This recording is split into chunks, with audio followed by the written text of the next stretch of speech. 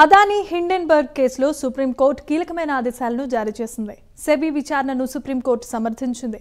3 నెలల్లోపు విచారణను పూర్తి చేయాల్సిందిగా సెబీని సుప్రీంకోర్టు ఆదేశించినట్లుగా తెలుస్తోంది.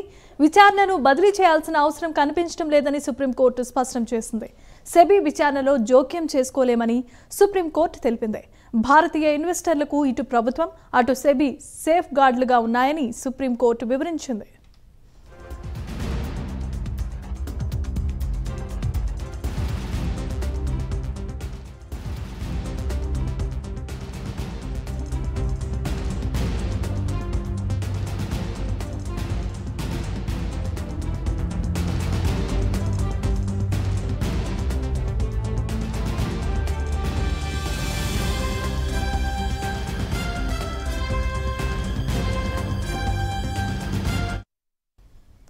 అదానీ హిండెన్బర్గ్ కేసులో సుప్రీంకోర్టు కీలకమైన ఆదేశాలను జారీ చేసింది. సెబీ విచారణను సుప్రీంకోర్టు సమర్థించింది.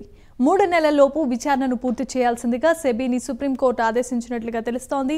విచారణను బదిలీ చేయాల్సిన అవసరం కనిపించడం లేదని సుప్రీంకోర్టు స్పష్టతనిచ్చింది. సెబీ విచారణలో జోక్యం చేసుకోలేమని సుప్రీంకోర్టు తెలిపింది. ఇక భారతీయ ఇన్వెస్టర్లకు ఇటు ప్రభుత్వం అటు సెబీ సేఫ్ గార్డులుగా ఉన్నాయని సుప్రీంకోర్టు వివరించింది.